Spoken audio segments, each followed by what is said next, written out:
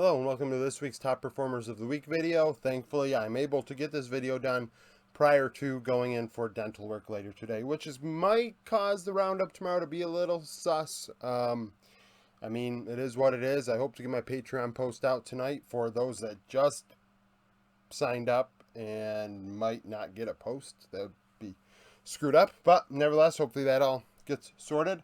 Top performers of the week, that's why you're here. So these are the best players from last week statistically.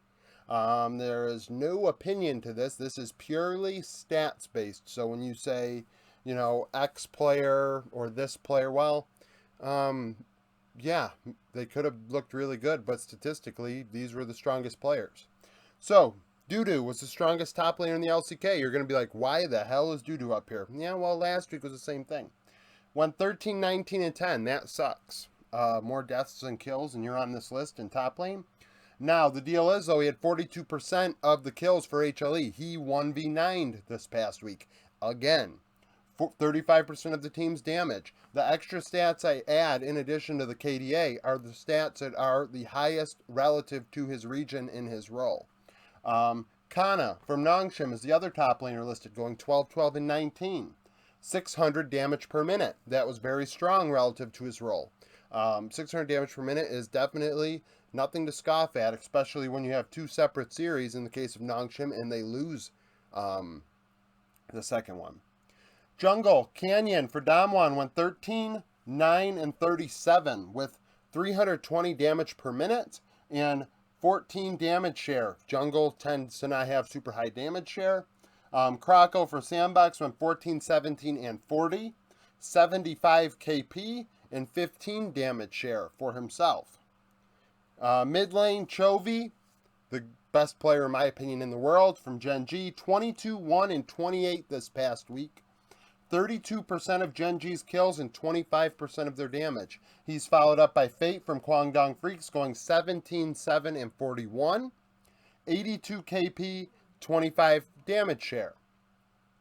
Eamon continues to pace the bot lane. He is the top bot laner once again, which causes some, ire. But statistically, he went 29, 6, and 20 with 34% of, what? That was Ruler. Jesus Christmas.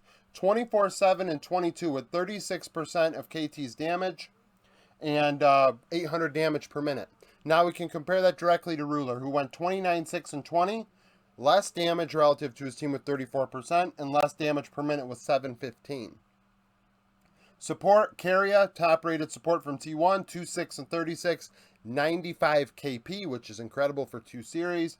Lahans from Gen G, 1, 5, and 50, with 75 KP. So Gen G, mid, and bot clearly were the strong portions of their team that got them past T1 over the weekend.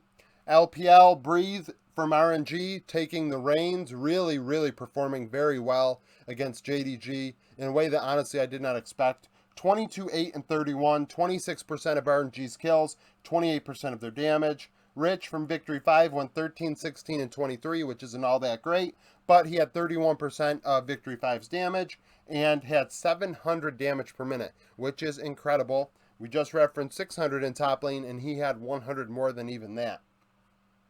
Wei from BLG, they played one series. In his return, he went 14, 6, and 20 with 38% of BLG's kills and 20% of their damage, which is high. Like I said, 14 was, pretty normal as a high mark, and 20% is, exceptional. Kanavi continues to show up on this list from JDG, 21, 19, and 42, 17% of JDG's damage, and 440 damage per minute. UCal from Thunder Talk was a top-rated mid laner, going 20, 16, and 43, 83% KP, 27% of Thunder Talk's damage, and then followed up by Mole from IG. So you're going to say, why are these two listed? Well, statistically, I think Knight went 5, 3, and 20. He was not the carry for top. That's why he's not listed. That's why Angel might not be listed. Yagao, players like that, because they did not have statistically as strong of a week. Mole playing one series to his benefit. 10, 5, and 22, 80 KP, 28 damage share. Bot lane, Jackie Love had a penta this past week, top-rated bot laner, 18-4-9 with 58% of top's kills and 46% of their damage, going over 1,000 damage per minute on the week. Wanfeng from Weibo, 16-1-14, 86 KP, 46% of Weibo's kills. Support, Mark, alongside Jackie Love, 2-2-23 with 81 KP. Wink from IG was the other top-rated support, going 4-3-28 with 80 KP. Wink is starting to look a lot better. Obviously, the competition is at a lower level against Wii, I think, last week, but it's still something to look at. With, maybe it was Ultra Prime. LEC, Gen X, was the top-rated top laner from SK Gaming. 8-4-8, 80 KP, 31% of the team's damage. Broken Blade from G2, 10-7-4, 53% of G2's kills, and 74 KP. In the jungle, Astralis' jungler Xerxes once again appears on the list, going 7-4-14, which is more than solid. 27 kill share, 16 damage share. Yankos from G2 follows him up, going 4-7-11, with 17 damage share and 325 damage per minute. Vethio, Spring MVP from Misfits, went 14-4-14 in 2 games.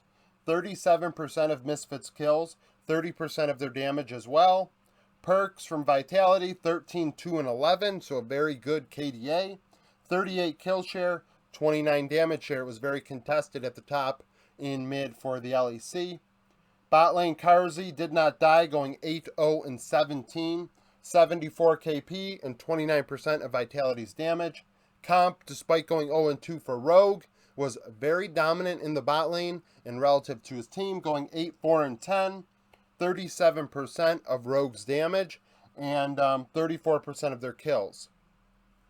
Support, Kaiser from Mad Lions, 2-4-28 with 83 KP. And then there is Lebrav from Vitality, 4-2-24 with 82 KP. And if you've stuck with me this long, I'm going to go over something for a second. With supports, we only look at KDA and KP. Really, KDA really is irrelevant anyways. I mean, supports are supposed to facilitate and kind of fall on the sword all the time. Healing obviously isn't going to be represented in here. That's too deep of a deep dive of stats to try and find all the time. But support's really only relevant KDA and KP. LCS, top lane, Philip from FlyQuest, similar to Doodoo. Philip was 1v9ing for FlyQuest this past week, going 5-10-6, 85 KP, and 34% of the team's damage. I mean, 34% of the team's damage for a top laner is not a good thing. That's usually a sign that you're in trouble, unless you're on like a team with the Shy or something. Someday from 100 Thieves, 9-1-6, 45% of 100 Thieves kills, 75 KP. Inspired from EG, had a dominant week, going 13-2-10, 42 kill share, 20 damage share. Like I said, 20 damage share, very high for a jungler. Blabber from C9, 5-6-22, 77 KP, 400 damage per minute. Bjergsen from TL went 7-1-9, 76 KP, 33 kill share to be the top-rated mid laner in the LCS. Jensen from C9, there are 3 C9 players listed. 7-5-18, 30% of C9's damage and 71 KP. Berserker, top-rated 80 carry in the LCS, did not die, going 14-0-14, getting a pentakill and getting 80 KP, 40 kill share. FBI from 100 Thieves, 6-1-10, 32 damage share, 550 damage per minute. So both Someday and FBI are represented on here with great KDAs. 100 Thieves really don't die all that much. They play very, very slow and boring game style of League of Legends, and that's kind of the way the situation goes. Vulcan did not die for EG, so he's a top-rated support, going 0-0-17, 55 KP. Chime from TSM is the other top-rated support, putting up a great Bard game on Sunday, pretty much why he's on the list. 5-3-13, 78 KP. So those are the top-rated players from this week in the 4 major regions. If you have any comments, comment down below. Like the video if you like it. Subscribe to the channel for daily League of Legends content. In the description, you'll see a Discord link. You can go there. If it doesn't work, just post a comment and say it doesn't work, and I can refresh it and see if it will work. Patreon link is in the description if you are participating in esports gambling legally and the like. So, thank you for watching, and I hope you come back for more content.